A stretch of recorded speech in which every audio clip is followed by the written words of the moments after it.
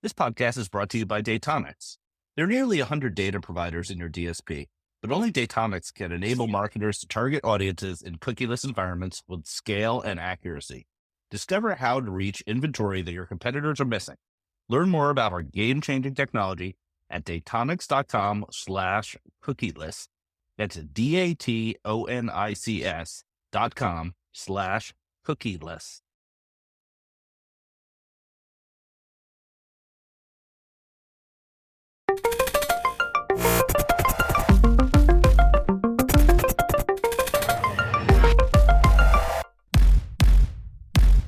Welcome to the Marketecture podcast. I'm Ari Paparo. I'm joined today by my co-host, Eric Franchi, and Lauren Wetzel, the COO of InfoSum. Lauren, thank you so much for being here. Thanks for having me. Happy 2024. It's not the end of January, so I'm allowed to say it. I thought it was January 7th was the limit where you're not allowed to say it anymore. Can't say it. Can't say it. Well, we're recording on January 24th. And we're excited to get into what's up with InfoSum, the clean room space, the latest news about Habu, and a bunch of other stuff, as well as some great news this week. First, some housekeeping. I want to remind everyone to try out our ChatGPT on the ChatGPT store. We've gotten some fun feedback. Someone was asking it whether it was appropriate for a 50-year-old man to like Taylor Swift. I think that was a personal dig at me, but whatever. I'm a Swiftie. I'm not embarrassed about it. And secondly, I want to point out there was a pretty interesting product announcement from Index Exchange, and I did an interview with Andrew Casali about it, so you could get the latest on their new product, which this was not a paid promotion. I was just kind of pretty interested in what they're doing around curation. That is a free video on Marketecture TV until next week, after which it will be a member-only exclusive. All right, let's jump in. Lauren, what's going on in clean rooms? What's the latest and greatest? A lot. I would say, for me personally, I would say not much has changed in terms of my passion or interest or excitement or belief that, InfoSum and data collaboration infrastructure more broadly, that it was going to help re-architect the way that data is utilized in modern marketing. That's always been the ambition. And so when I bought the product while I was in AT&T at Xandr in 2019, when invested in InfoSum and then ultimately joined time, I know you know that story because you had Brian on the podcast before. I just always thought it was going to be a critical piece of infrastructure. And if anything, when you look at and take a couple steps back at market trends in 2024, I think those trends are only, fueling the rapid adoption and the success and the performance that we're seeing. And so I think from that lens, if you look at some of the market trends, you can point to cookie deprecation and expanding privacy framework. That's going to force businesses to refine data practices, whether people have accepted it or still in disbelief or going through whatever phase of mourning that they are in. And then two categories in particular, you see connected television advertising spending surpassing previous expectations. Connected television advertising, advanced advertising more broadly, that's always been kind of our pioneer adopters of our technology, continues to launch new products in market. We can get into that. That's an exciting area. And then retail media and commerce media more broadly is poised to become the most important digital advertising medium. And so it's not a podcast in our space without talking about it, but that continues to be a really hot vertical for us. There's a lot of innovation in there, not just in activation and measurement, but in insight. And I think the last trend, which is important into the context of how InfoSum fits into sort of this broader, moniker that, whether I love it or I hate it, data clean room that we kind of sit under, marketers are building composable solutions, which is all just about combining the best of breed offerings and their own custom technology. And I think that plays really nicely into how we fit in. It's driving the need for true data clean room technology that's objective, that's agnostic, and that's easily integrated. And so when you hear composable, really what that's about is just partner ecosystems and pre-built ecosystems and not having to rip and replace that. It's about native integrations continuing to become an even stronger selling point. And so that neutrality, being agnostic, and whether that's where data lives and is stored, in terms of what identity you need to utilize, in terms of, frankly, where you want to activate, those are all key components. And InfoSum, as an independent player in sort of this broader data clean room landscape, I think more than ever is just going to really help us be successful in 2024. In 2023, we went from strength to strength. We continue to pull on more partners. We see a surge in growth in the US. This is across all verticals. Again, CTV, retail, CPG, financial services. For us, it's just been a really exciting start to the year. And I think you'll get into this, but obviously some acquisitions in the space have also, caused people's ears and eyes to perk up and to ask a little bit more. And that's how the word independent slipped right into your pitch. Wasn't there a couple weeks ago, right?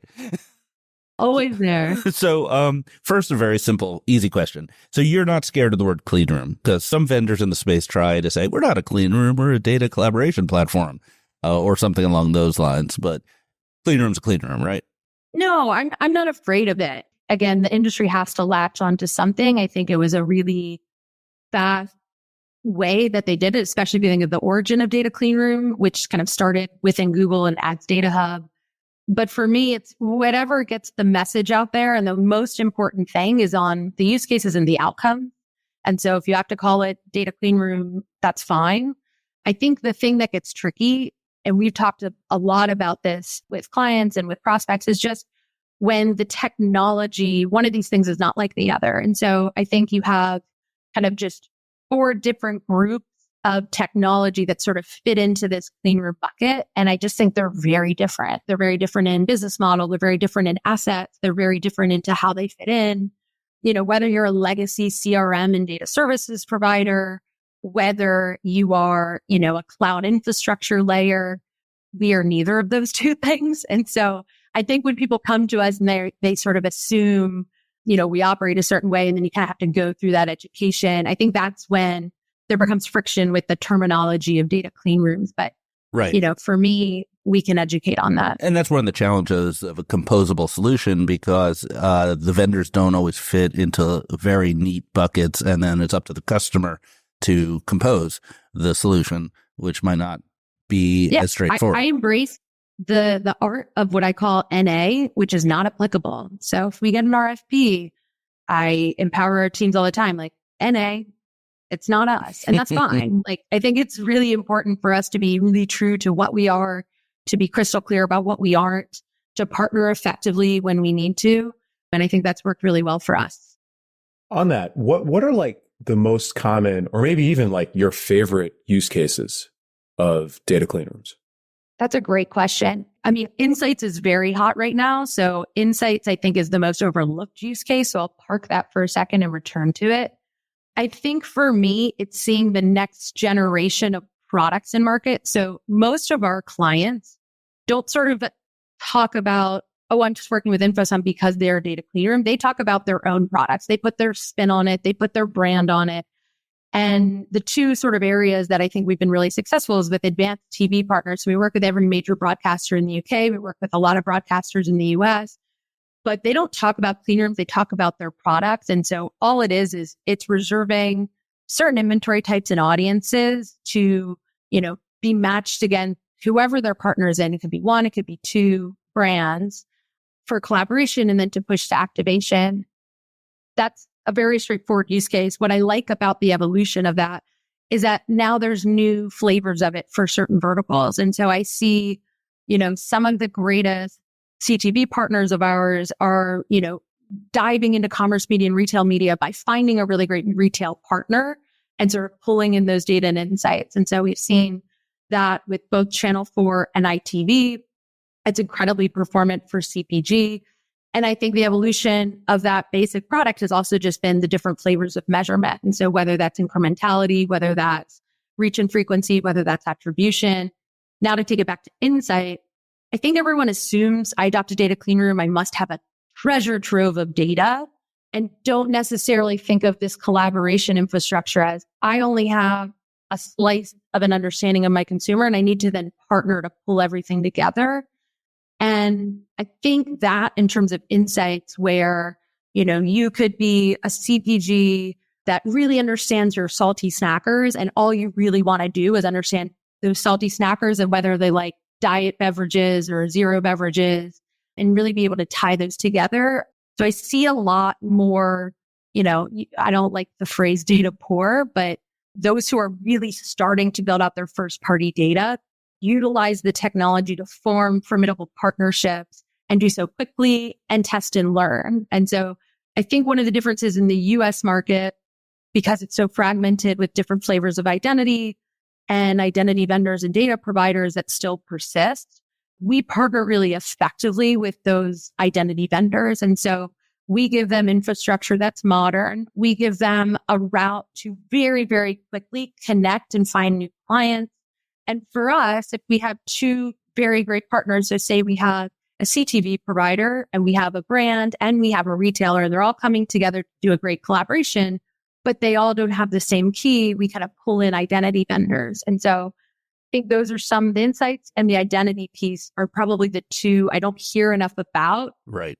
Planning, activation, measurement, you hear a lot about. That's very performant, that's very impactful, but that was impactful in 2021. I think one use case that comes up a lot is where you have a really big mismatch in the data assets between the two parties that want to collaborate. So you have one, let's say a salty snack provider who has a pretty minimal data footprint, but it's really important, versus a media partner who may know everyone who uses their app or watches their programs on a AVOD kind of system. And they want to be able to find out where are those salty snack consumers, what are they watching and what are they viewing, what are they doing. Also, in CTV, let's talk about that for a moment. So it seems to me like CTV is a special case because almost everyone who is providing those services has a login, so they know who their users are, and they are very skittish about providing any of that data through the wires, through hashed emails over RTB and things like that for regulatory reasons or for other reasons. Is that what you're seeing, that there's kind of a sweet spot there to experiment with some of these things? Yeah, it's a sweet spot there to experiment, not only for the fact that they, to your point, they have a data asset. That data asset has proven to drive CPMs for them. There needs to be some route to fund these very expensive streaming services, of which I have many subscriptions. Right. And I think that this really helped that. I would say one of the challenges that I think some of our CTV clients have come to us on is, the sort of measurement conundrum, and what currency is the greatest currency. And Right. Everyone's been shouting at the upfronts that it has to be outcomes based and there's a new data set that I need to test. I think with our technology, we just recently launched at the start of this year, but we've been testing like live in production for the past 5 months. It feels like old news for me, new news for the market. It's called Private Path.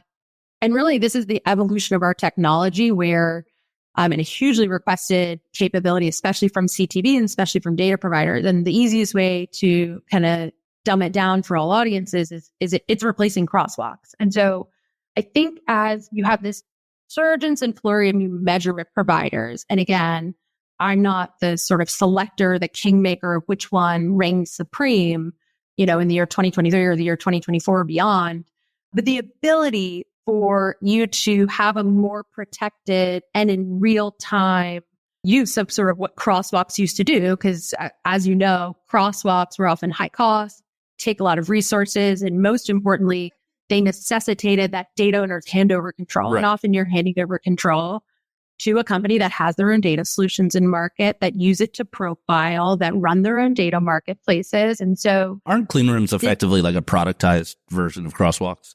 Like crosswalks are sort of informal. You need a special agreement. You didn't know where the data was going. Clean room just kind of is a productized crosswalk. I don't dislike that. I think one of the biggest differences in what we haven't been able to see, or at least the feedback we get, most clean room environments, in order to maintain the standards of privacy and security, you can't extend and extract some of those insights outside. And when you think about measurement in particular, where you're working with a measurement provider and they need to layer on their own machine learning models and their own resources, and so you effectively need to have that match extract out, that's really the hurdle that we overcame. And it's in a way where you're not forced to centralize the data and you're not exposing any sort of persistent identity in order to do that. But I think Clean Rooms 1.0, it's like all the juice and the magic happens in the clean room. Think Right. of Private Path as an ability to do advanced enrichment and advanced measurement outside of the clean room, So- which again is important when you have resources and things where you want to be able to, take away those learnings and to test with a variety of measurement providers. So Private Path is a product of yours. I'm not that familiar with it. Can you just give me like the quick elevator pitch? What is it? Yeah. Replaces Crosswalks, easiest way. Okay. The core innovation is it patented synthetic ID generation capabilities. And so it's point in time. So the IDs are temporary. They're unique to each collaboration. So if company A collaborates with company B, you get a distinct synthetic ID. And if company A then partners with company C, they'll also get a different synthetic ID. Right. And so even if company A and B collaborate again, they'll receive a different synthetic ID once more. And so kind of that point in time element of it is critical. It's also important that it's common. So exporting the same identifier from different bunkers, which is our technology, generates a consistent synthetic ID across exports from various parties, and then it's irreversible. And so all of these sort of flavors of the evolution, again, I don't look at the productized Cleanroom 1.0 as, oh, that's just a productized crosswalk, because again, you wouldn't have an ability to understand those insights outside of the Cleanroom. Right. It enables organizations to collaborate with any number of partners, use first-party data, and in particular, measurement has sort of been the most active use case. We launched it with Pulp, NCS, Experience, Circana.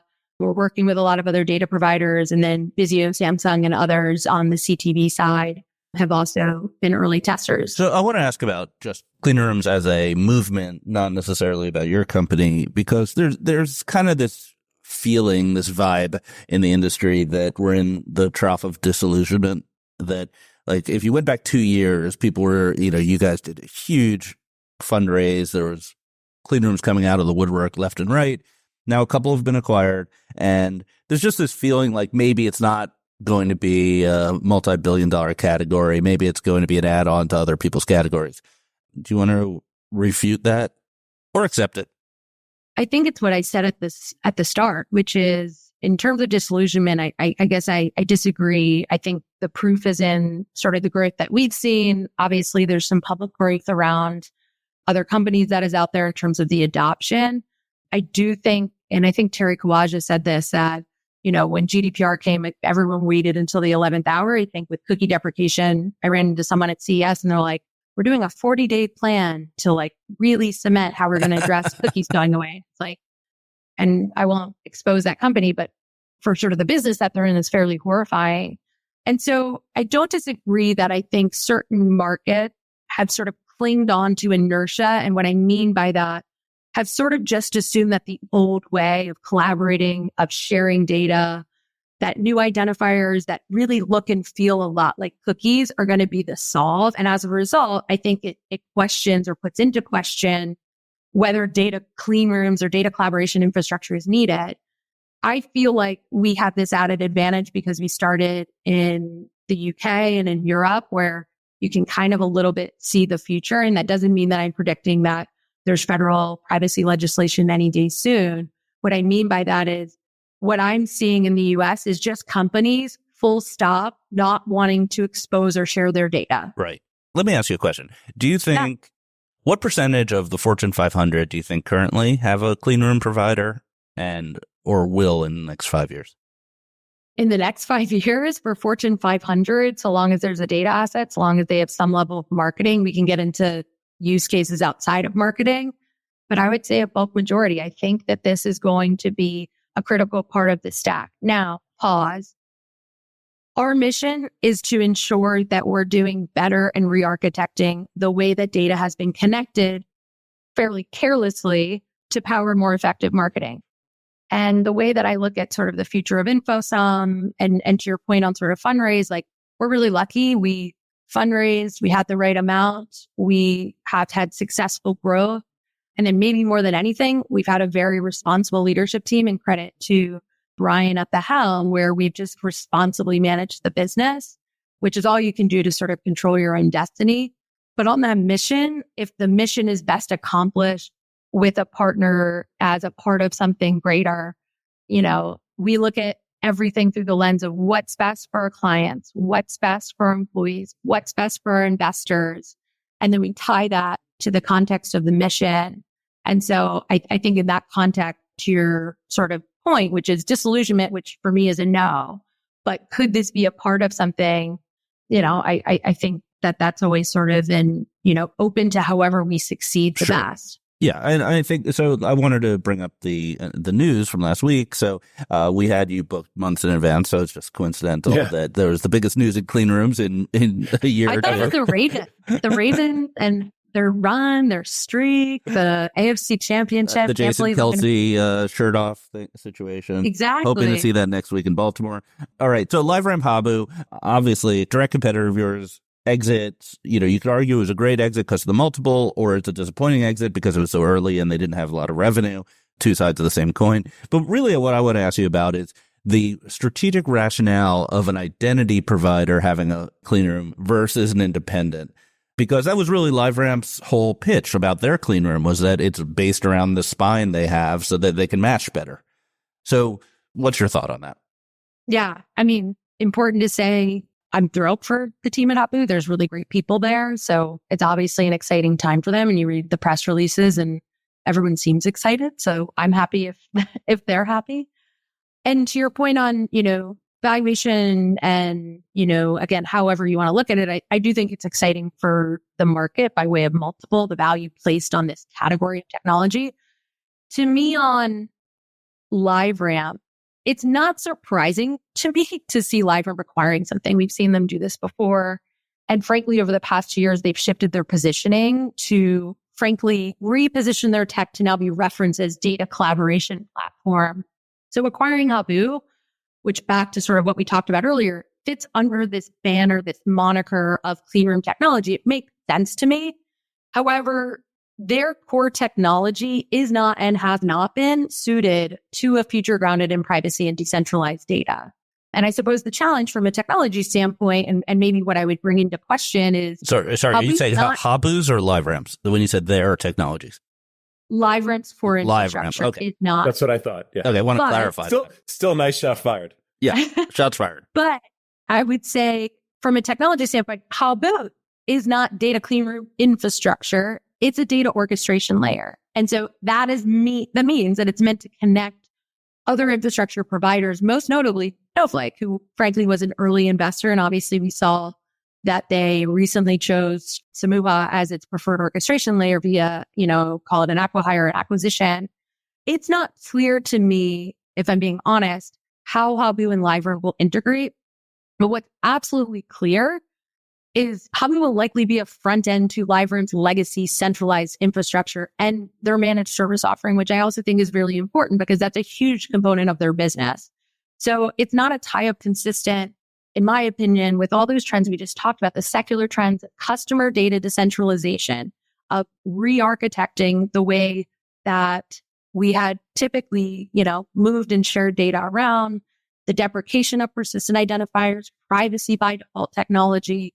They're going to use it to further its proprietary identity products. Yeah. And you said that earlier. And it's going to feed its data marketplace where it earns the majority of its revenue. So remind me not to get on your bad side, because that was like you just shot the person 7 times in the back while smiling and saying nice things about them. You said Habu's not really a data clean room. They were bought so they could be a front end to LiveRamp's legacy technology that's not privacy forward. And meanwhile, their main partner Snowflake has a different partner that they really care about. So the whole thing is a house of cards. Is that a good summary of what you said? Yeah, but the final on independent, it's going to distinguish InfoSum in the market. Now, I'm not silly or stupid. Like LiveRamp has a huge marketing horsepower. They're going to, in the short term be very noisy. They're going to very much make it seem like independents aren't in a good spot.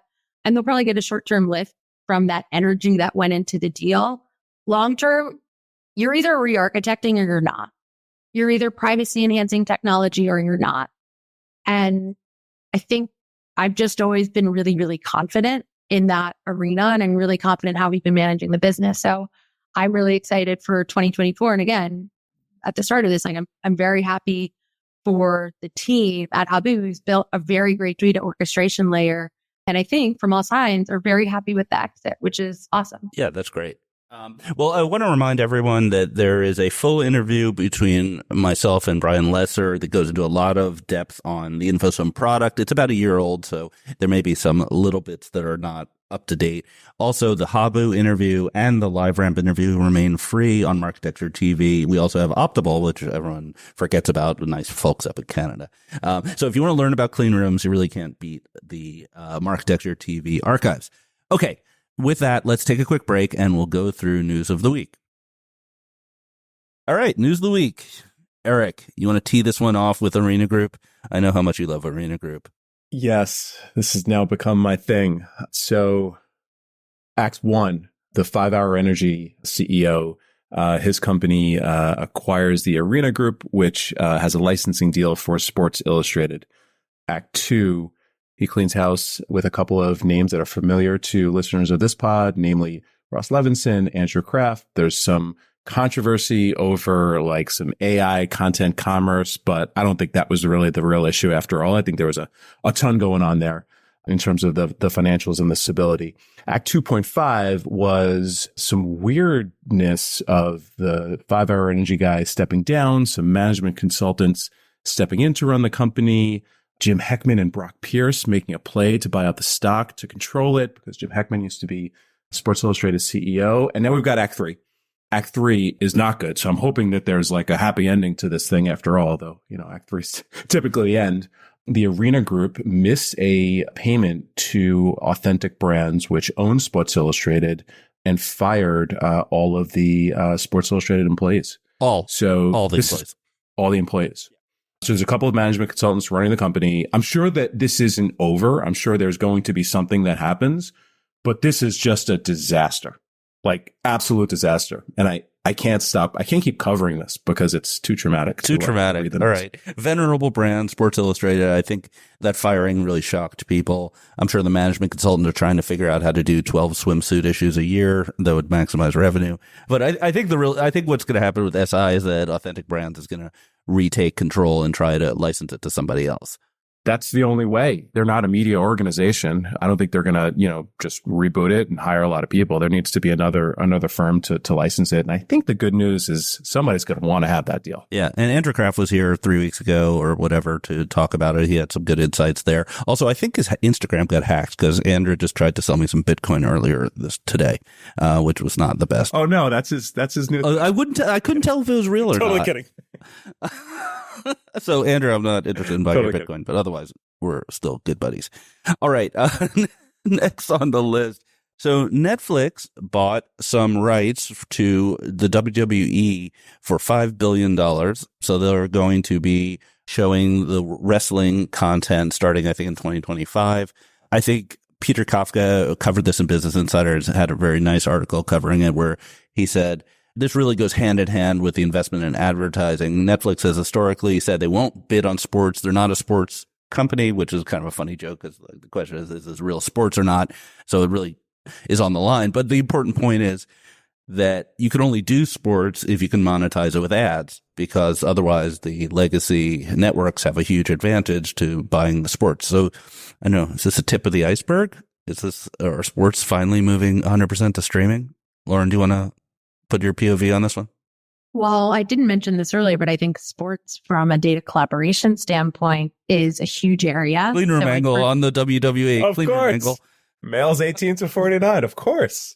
It has everything to do with demographics. It has everything to do with, eyeballs and sort of connecting across different mediums. And so to me, it's not a surprise. I actually think it's really exciting to I'm kind of over the just like wait and see and follow sort of like the Netflix count of, subscribers. So to sort of see innovative and strategic partnerships and, what I'm really hoping to see is like really impactful ad formats at scale. So that's sort of what my eyes and ears are, if there's anyone who can do that, I think that's Netflix. And I think, why is CTV not that great? To be totally cynical, a lot of it's just the ad format because you're just trying to kind of rip and replace a lot of what we had with linear and not really look to innovate. And so I think there's a lot more that you can do with gaming assets in that vein. We also kind of brushed over, I think 2 weeks ago when Amazon purchased the local sports rights. So they purchased the Diamond Group, a huge amount of local sports. I don't know. Whenever I say something about TV, someone tells me I'm wrong. So I'm not an expert in TV, but it really feels like if you think 5-10 years from now that these sports rights are all going to be owned by the big tech companies and that the legacy media companies are going to have a hard time surviving. Yeah. I'd like to remind you that one of my predictions for 2024 was that Netflix lets it rip. My exact language. I think they're letting it rip. Number one. Number two, this is exciting. Like WWE is big. TKO, the parent company of WWE plus UFC. I mean, it's a large company and it's a 10-year deal. So Netflix is like making a real investment here. And how could this not be like their foray into like live ad monetization? So I think this is super exciting. The other thing about Netflix is they got a big subscriber bump and they beat their own estimates in terms of subscribers. They are, I think, eliminating the lowest price tier of the subs, like the $11.99. I think it's fully going. So again, I think that they're showing all of the right direction in terms of prioritizing ad sales, doing things that will give them more unique things to sell from an ad perspective. And again, I stand by my prediction. There's a long discussion about this on the All In pod, and I think they really missed the point. Yeah. They were talking all about how these streaming businesses aren't good because they have such high churn. But I think they're missing the point, which is that consumers are willing to pay for these things. And Netflix, on the top of the list of consumers' streaming choices, can now sort of start stepping on the neck of the ones downstream. And Netflix turns into a really good business, and maybe Paramount Plus doesn't. I have to ask, though, Eric, I'm going to guess you were a WWE fan growing up. Of course. Yeah. Like, it's not even a question, yesterday, right? Yeah, the 23rd. So yesterday was the 40th anniversary of Hulk Hogan beating Andre the Giant to become the champion. Of course. Thus setting into motion basically my entire life. Do you have a little shrine to Hulk Hogan somewhere in your basement or something like that? No comment. No comment. All right. All right. So we're tracking 2024 is going to be the year of ID chaos. So we're tracking this pretty carefully. There was a good article in Digiday about early results. These are very early, very non-scientific results.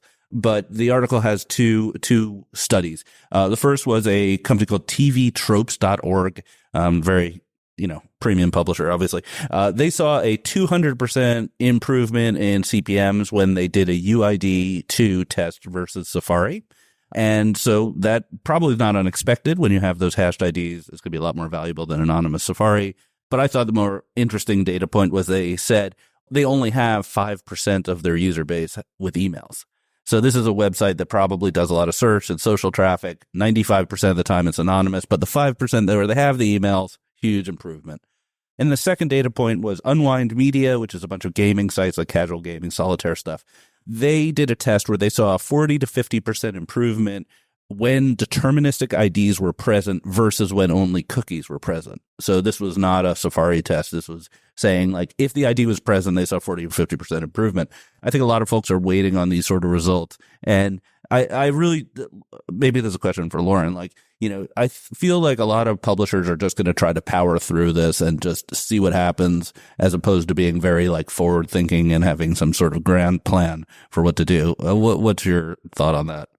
I see both. I see publishers. I like to cite Axel Springer, who I think is continuing to focus on better ways to collect and manage data and to have that relationship with their audience across really great publications, but is absolutely seeing the writing on the wall and saw the writing on the wall really early. And even with, smaller, to your point, authenticated bases or smaller amount of emails, still sees a 4 times boost in cookieless scale and is seeing higher CPMs. And I think is seeing all the results. I can send you a specific case study on it. And it's leading to more specific campaign measurement flavors that they've never been able to offer before. So I think that there's going to continue to be a lot of cynicism on who to blame. And I think it's completely irrelevant. I think you're in control of your own destiny. I think if there's any sector that should know that, it's publishing. So I think that's maybe what's more painful is when you sort of see everyone wait and see and then go through sort of those phases and say, well, we'll blame. And I can even cite there have been publishers who were about to adopt data collaboration infrastructure. And then when Google moved the needle on the date, flat out said, well, we're good. Like all the things that we have working are good. And so I will definitely never say that it didn't impact our business, that they moved the date and that it caused a lot of chaos and that it caused, everyone to sort of, run in and say that their sort of solution or their new identity solves for this. I think every company that has a relationship with their consumer just needs to maintain control. I think there's a lot of great ways to do that. I think there's some playbooks that people can follow. And then I think starting to, share testing and result is helpful because it shows that it's motivating and probably it unlocks budgets and resources for people to get to it. So if a publisher or media company is both adopting clean room solutions and adopting alternative IDs like UID2, that sounds compatible to me, because what it means is they just have to collect as much data as possible first party. Is that how you think about it? Yeah, I think alternative IDs can be great. I think alternative IDs don't necessarily guarantee protection within a bid stream. And again, there's so many different flavors of it. So I would say doing both, like if you just did one and you just adopted alternative IDs, I don't really think you're doing what you should be doing to reinvent the way that this came before it. And so I definitely think both is sort of the recommendation. And if you're going to just do one, then I would focus more on, okay, I don't have those relationships. Who can I partner with? What enrichment, data provider? How can publishers come together? We see that trend more often in Europe and a willingness to do that. We see it talked about in the US, especially within TV, and we don't see action. But I think that's more important than simply just embracing an alternative ID. Could you put a percentage on like the top US publishers that use clean rooms actively, or like customers, like whatever metric? And you don't need to reveal any like InfoSum data. I'm just curious, like how many have adopted and if there's like real growth ahead for what is like an extremely logical use case. Well, LiveRoom's a public company and they call themselves a clean room. So I think this is like public data you could pull from them. So by their definition of clean room or data collaboration, and they have all of the publishers across the world. So I guess that's everyone. No, my honest answer, I think, Ari, you said it earlier, which is those who have had that direct relationship have been the first starters. And so I think across television, it's nearly 100%. Right. Across those who have a streaming application. In terms of just at least testing, that does not mean, by the way, that is the de facto way that they work. In the US, the way I've seen people adopt is they kind of continue doing things the old way. They adopt at the same time. And then the percentage moving over towards purely using data collaboration infrastructure like InfoSum just continues to increase over time. But at the start, they're like, if it ain't broke, don't fix it. If it's not legal, I'm good. Right. So, which is frustrating to me, but, then that's the challenge accepted. Like, I'll work hard to prove the performance. I'll work hard to make it easier for them. And, I think that has always been the worst dirty secret about clean rooms is everyone imagines it's terribly hard. And frankly, most of those people started with Snowflake. And again, I don't mean to fire shots, but like Snowflake I was a client of Snowflake once upon a time. It's a lovely product. That's not built for marketers. The credits, man. How do you know how many credits you're going to use? That's like, oh my God, what's my bill going to be this month? It's difficult. It's complex. I'm like, I ran data strategy, but I was a power business user. I wasn't a data scientist, and it's not easy. And so if that's the route that you started clean rooms, you probably are nervous about clean rooms and you think that this is incredibly complex, advanced course. And it's just not. I mean, I've had a client in November get, data bunkered and collaborated in under 48 hours. Yeah. Under 48 hours. And I have multiple examples that are in a week's time, in 2 weeks' time. And so a huge part of my job is to re-educate and to sort of help people get over the PTSD of like whatever they adopted before. Right. And I think to the point about TV, so two of the most high profile clean room initiatives are like NBCU and Disney. These big companies have the data and they have the privacy wariness, legal wariness about doing anything improper.